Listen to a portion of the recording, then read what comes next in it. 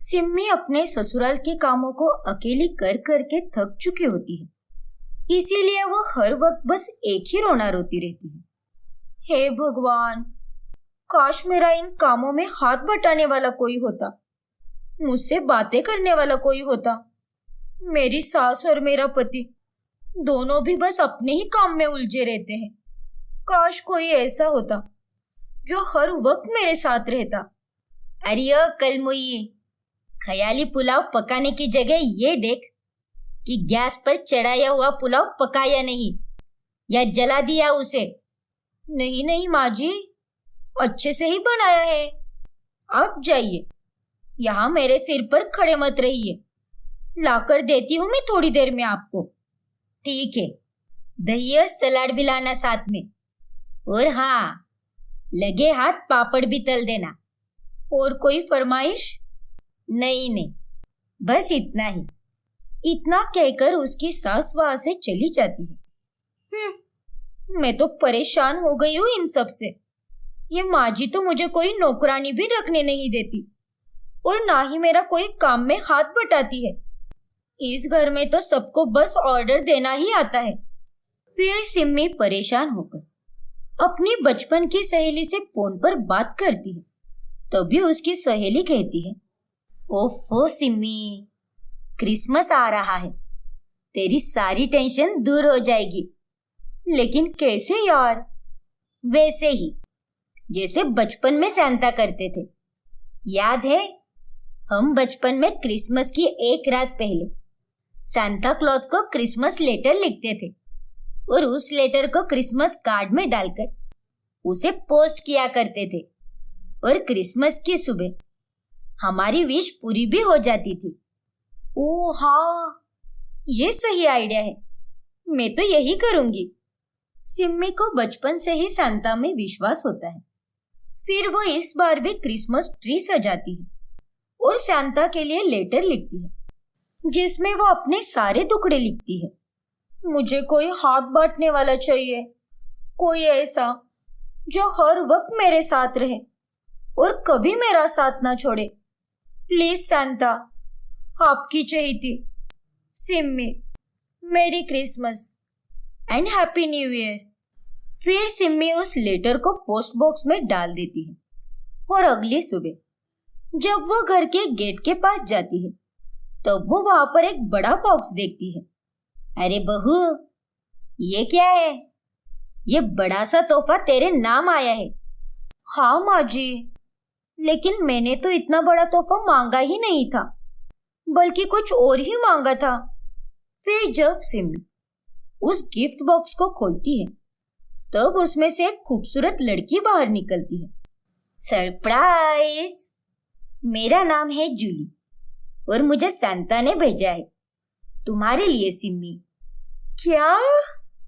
हाँ, तुम्हें हमेशा से ही कोई ऐसा चाहिए था ना जो तुम्हारा हाथ बटाए और हर वक्त तुम्हारे साथ रहे। तो लो, मैं आ गई सिम्मी।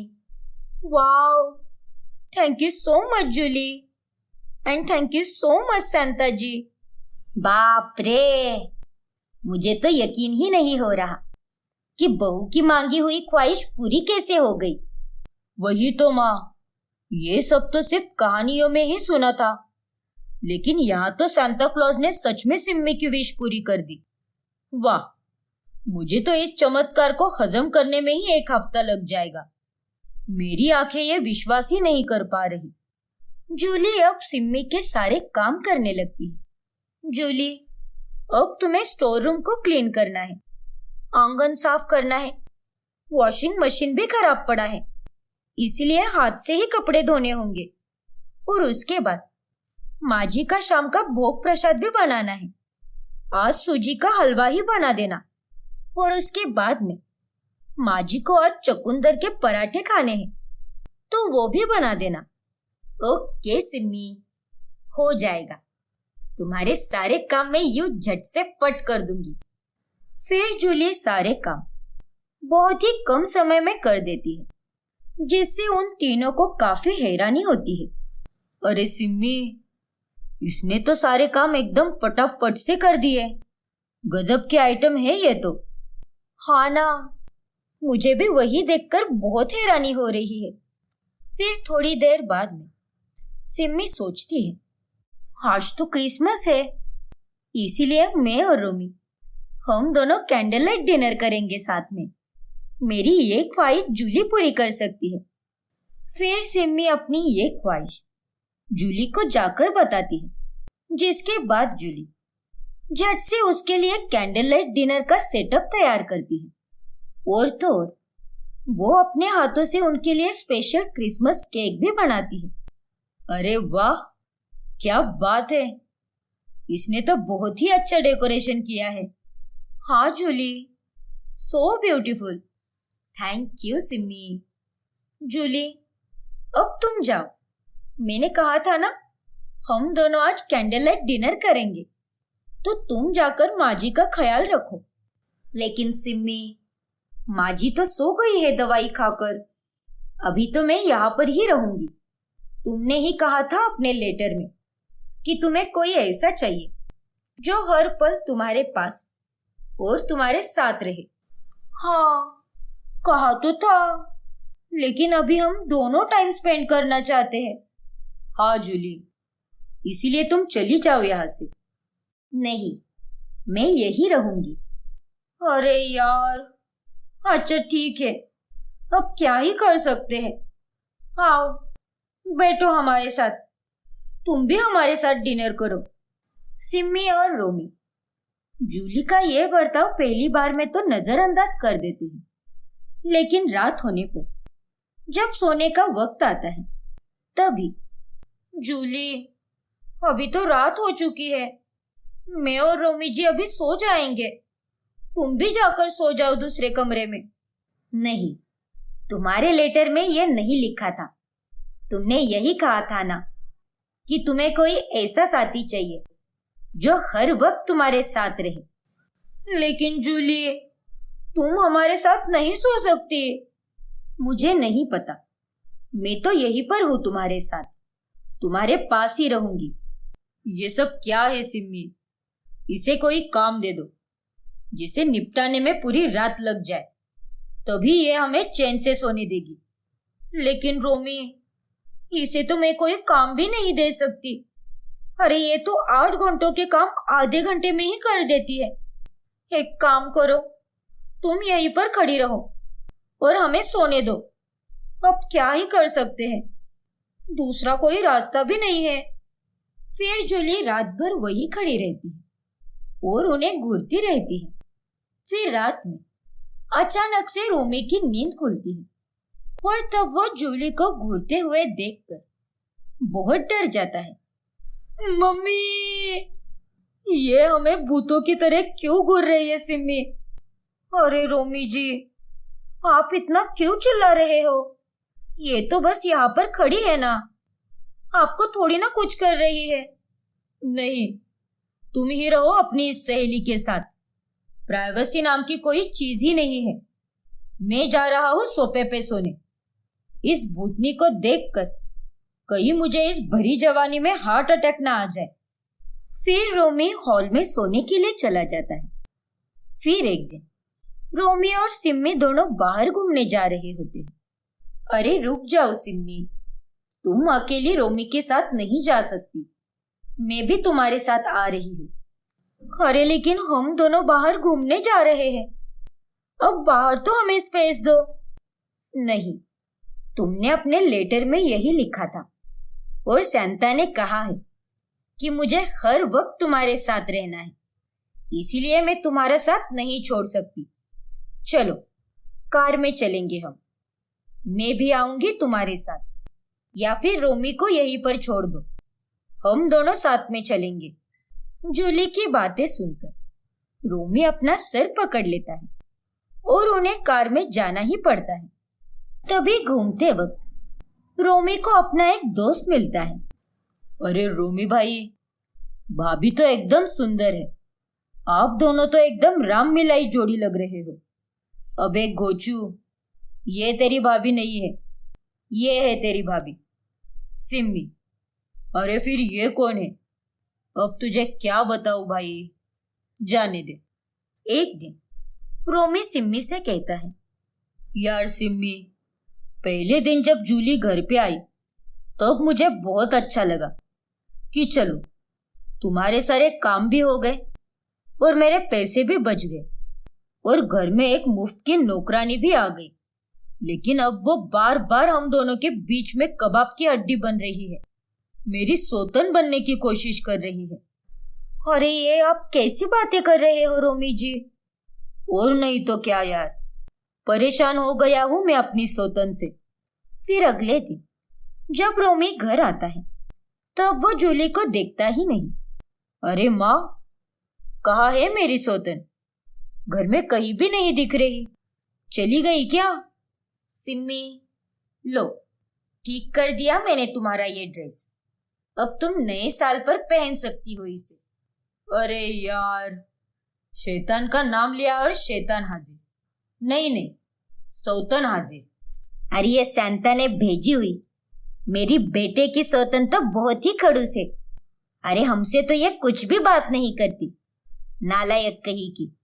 बहू, बस हो गया, इसे अब बाहर निकाल दे।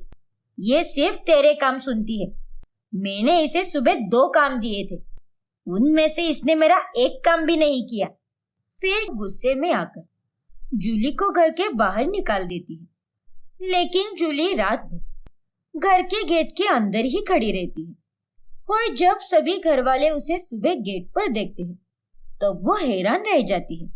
रात भर तो इतनी ठंड थी, लेकिन ये तो टस से मस नहीं हुई। Simmi, good morning. माँ जी, ये मेरे लिए आई है और शायद इसीलिए ये सिर्फ मेरी ही बातों का जवाब दे रही है। अगर आपको कोई भी काम हो तो आप मुझसे कहिए, मैं इसे कह दूंगी, फिर वो उसे पूरा भी कर देगी। अब क्या कर सकते हैं, हमें ऐसे ही करना होगा। ये तो सिर्फ तेरे लिए तोहफा है, हमारे लिए तो आफत है आफत। धीरे धीरे घर में सभी जूली से परेशान होने लगते हैं, यहाँ तक कि खुद सिम्मी को भी उसके दिन रात करीब होने से प्रॉब्लम होने लगती है। सिम्मी जानो, हम दोनों तो ठीक से रोमांस भी नहीं कर पा रहे। अभी 2 मिनट में सारे काम निपटा कर ये मेरी सौतन फिर से वापस आ जाएगी। अब मैं क्या करूं रोमी जी, मुझे भी कुछ समझ नहीं आ रहा। अब तुम्हें ही उसे भगाना होगा यहाँ से। जैसे तुम्हारे लेटर लिखने पर वो यहाँ पर आ सकती है, ठीक उसी तरह तुम्हें वापस सांता को लेटर लिखना होगा और सांता से कह दो कि तुम्हें अब जूली की कोई जरूरत नहीं है। अभी भी क्रिसमस वीक खत्म नहीं हुआ है, तुम ये काम आज भी कर सकती हो। हाँ रोमी जी, आपने बिल्कुल सही कहा।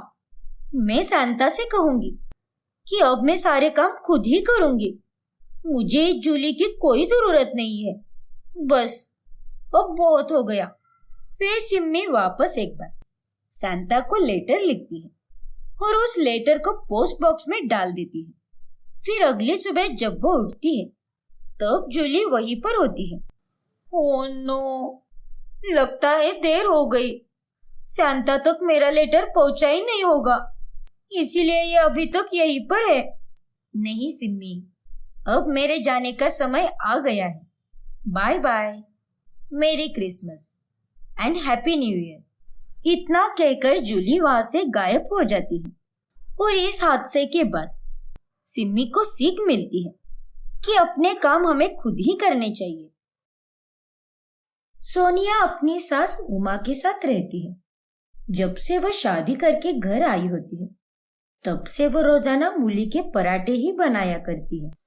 माँ जी, प्रफुल्ल, ये लो गर्मा गर्म मूली के पराठे और ये हरी चटनी। अरे यार, फिर से मूली के पराठे, ये तुमने क्या लगा रखा है सोनिया? हर रोज मूली के पराठे खा खाकर पेट में गैस का गुब्बारा बन चुका है। अरे बहू, रसोई के सामान लाने के लिए तू तो कितने पैसे लेती है, लेकिन मूली छोड़कर तू कुछ भी लाती नहीं और फिर हमें ये मूली के सड़े हुए पराठे खिलाती है, बेवकूफ कहीं की। अरे माँ जी, मैं तो आपको मूली के ही पराठे खिलाती हूँ ना, थोड़ी ना पिज्जा बर्गर जैसे अनहेल्दी पकवान खिलाती हूँ। आपको पता भी है मूली कितनी पौष्टिक होती है। हाँ हाँ, हमें अच्छे से पता है कि मूली कितनी पौष्टिक है और कितनी घातक। दरअसल सोनिया को बाकी सब्जियां बनानी आती ही नहीं थी, जिस कारण वो पराठे ही बनाया करती है। और पराठों में भी मूली के पराठे उसे बहुत अच्छी तरह से बनाने आते हैं। एक दिन उनके घर पर प्रफुल्ल के चाचा जी और चाची जी आते हैं। तभी सोनिया उन्हें भी मूली के पराठे ही परोसती है। अरे सोनिया बहू, ये क्या? कल भी तो हमने मूली के पराठे ही खाए थे और आज फिर वही। सब्जियां मिलती नहीं क्या यहाँ बाजार में? उमा, ये हर रोज मूली के पराठे ही क्यों बनते हैं तुम्हारे घर? नहीं नहीं, वो दरअसल देवर जी, बहू को मूली के पराठे बनाना बहुत पसंद है, इसीलिए वो यही बनाती रहती है। सोनिया बहू, शाम को कुछ और बना देना। नहीं माँ जी, शाम को भी मूली के पराठे ही बनेंगे और चाचा जी और चाची को भी ये खाना पड़ेगा। क्या? उतने में चाची जी की गैस छूट जाती है और वो एक जोरदार पाद मारती है। घर वाले सभी अपने नाक पर हाथ रख लेते हैं। अरे अरे अरे रत्ना, ये तुमने क्या कर दिया? तुमने तो ऐसा एटम बम फोड़ा है कि घर में हर तरफ गंदी बदबू वाला धुआं फैला है। अब क्या करूं जी? मूली के पराठे खाऊंगी तो ऐसा ही होगा ना। तभी उनके बाद चाचा जी भी तुरंत पाद मारते हैं। लगता है आप दोनों को भी बहुत ज्यादा गैस हो गई है, लेकिन आप दोनों चिंता मत कीजिए, मैं आप दोनों के लिए अभी चूरन ला देता हूँ। फिर प्रफुल्ल उन दोनों के लिए चूरन लाता है और वो खाने के बाद उन दोनों को आराम मिलता है।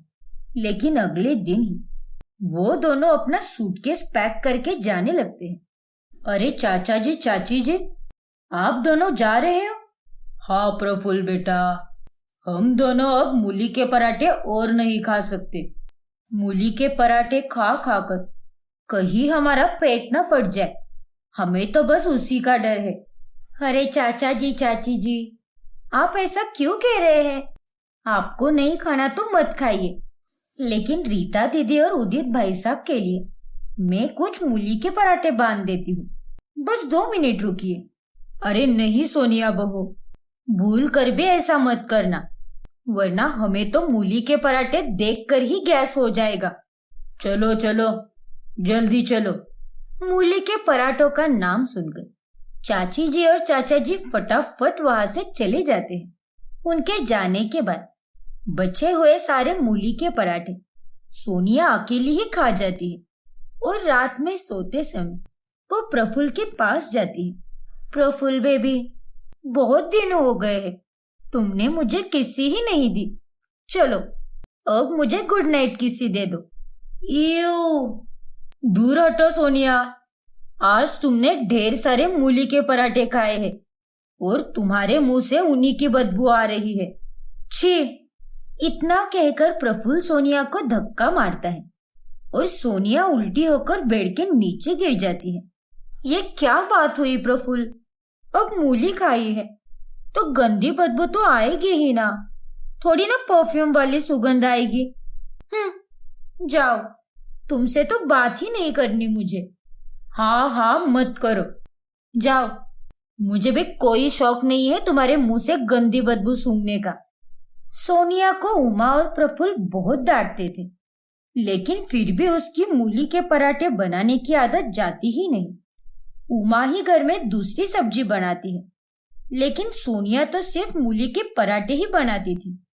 एक दिन वो अपने आंगन में मूली की खेती करती है और बहुत अच्छी मूली उगाती है। देखिए माँ जी, कितनी अच्छी मूली उगी है। अब तो मैं इन सबसे रोजाना एकदम ताजे वाले मूली के पराठे बनाया करूंगी और सबको अपने हाथों से खिलाऊंगी। तू ही खाती बैठ इन मूली के पराठों को, हम ना खाने वाले तेरे हाथ के मूली के पराठे। उसी दिन सोनिया दोपहर में घोड़े बेचकर सो जाती है। तभी उमा चुपके से सारी मूलियां तोड़कर बोरी में भरती है इससे पहले कि ये फिर से दुनिया भर के मूली के पराठे बनाए, मैं इन सारी मूलियों को बाजार में सब्जी वाले को बेच कर आती हूँ, वही सही रहेगा। फिर उमा बाजार में जाकर सब्जी वाले को सारी मूलियां बेचती है और जब सोनिया नींद से जागती है तब वो अपने मूलियों को गायब देखती है। ये क्या हो गया माँ जी? मेरी सारी मूलियां किसने उखाड़ कर चुरा ली? हे भगवान, ये तो बहुत ही बुरा हुआ बहू। लगता है वो चोर भी तुम्हारी तरह ही बेवकूफ था, जो चुरा चुरा कर वो मूली ही चुरा कर ले गया। ऐसा मत कहो माँ जी। लेकिन उमा के सारी मूलियां बेचने के बाद भी सोनिया अपनी हरकतों से बाज नहीं आती। अगले दिन वो घर के खर्चे के लिए प्रफुल्ल से पैसे मांगती है। प्रफुल्ल, खर्चे के लिए मुझे पैसे दे दो और जल्दी करो, वरना मार्केट में भीड़ हो जाएगी। ठीक है सोनिया। रुक जा प्रफुल्ल बेटा, तू इस कलमुही को 1 रुपया भी नहीं देगा, समझा तू? लेकिन क्यों माँ जी? तुझे मेरा बेटा घर के खर्चे के लिए इतने पैसे देता है, लेकिन तू सारे पैसे बस मूलियों को खरीदने में ही गवा देती है। और अब तो तेरी खेती का भी सत्यानाश हो चुका है, इसीलिए अब तू ढेर सारे मूलियां खरीद कर लाएगी और महीने भर तो उन्हीं मूलियों के पराठे बनाकर हमें खिलाएगी। लेकिन माँ जी। लेकिन वेकिन कुछ नहीं सोनिया, माँ बिल्कुल सही कह रही है। तुम पैसों को सिर्फ मूली खरीदने के लिए ही बर्बाद करती हो। अब से तुम्हें कोई पैसे वैसे नहीं मिलेंगे। ठीक है, मत दो मुझे पैसे। जाओ, मेरी फ्रेंड के आंगन में मूली की खेती है, मैं वहां से मूलियां लाऊंगी। फिर सोनिया अपनी सहेली की खेती में से मूलियां लाती है और कोई खाए या ना खाए, वो उन मूली के पराठों को जरूर खाती है। एक दिन वो अपनी सहेलियों के साथ किटी पार्टी के लिए जाती है, तभी उसके पेट में बहुत गुड़गुड़ होने लगती है। ओह नो, मेरे पेट में तो बहुत गुड़गुड़ हो रही है, कहीं मेरी गैस न छूट जाए इधर। इससे पहले कि ऐसा कुछ हो, कट ले यहाँ से सोनिया। अरे सोनिया, किस सोच में है तू? चल इसे खा, ये पकोड़े मैंने बनाए हैं। और सोनिया, तू तो आजकल बहुत मोटी हो गई है। हाँ, वो मैं घर में ही रहती हूँ ना, और एक्सरसाइज भी नहीं कर पाती, इसीलिए। अरे यार, तेरे मुंह से तो कितनी गंदी बदबू आ रही है। छी। सोनिया अपने आप को बहुत कंट्रोल करती है, लेकिन उसकी बात निकल ही जाती है और उसकी बात के कारण वहां बहुत गंदी बदबू फैल जाती है। हाय हाय, अरे सोनिया, कितनी गंदी गैस छोड़ी है तूने, मैं तो बेहोशी हो जाऊंगी। छी छी छी छी, ये सब तेरे मूली के पराठे ही है। ओए पदौड़ी, तुझे कम खाने में क्या होता है? कितना गंदा बात मारती है तू। सोनिया की सारी सहेलियां उसका खूब मजाक उड़ाती है, जिस कारण सोनिया को बहुत बुरा लगता है। उसके बाद सोनिया घर आकर बहुत रोती है और उमा को सब बताती है कि कैसे मूली के पराठों के कारण उसकी इज्जत की धज्जियां उड़ गई। माँ जी, मेरी बहुत बेइज्जती हो गई आज। तो आज तक मैं तुझे किसी और भाषा में समझा रही थी क्या? मत बना। लेकिन नहीं, तुझे तो मूली के पराठे बनाए बगैर चैन ही नहीं मिलता। अरे अगर तुझे मूली के पराठों के अलावा कुछ बनाने आता नहीं तो मुझसे सीख लेना, आज नहीं तो कल सीखी जाएगी तू। हाँ माँ जी, आप सही कह रही हो, मुझे माफ कर दीजिए माँ जी। अब से मैं मूली के पराठे नहीं बनाऊंगी और आपसे खाना बनाना सीख लूंगी। उस दिन के बाद से सोनिया मूली के पराठे बनाना बंद कर देती है और उमा से खाना बनाना सीखती है।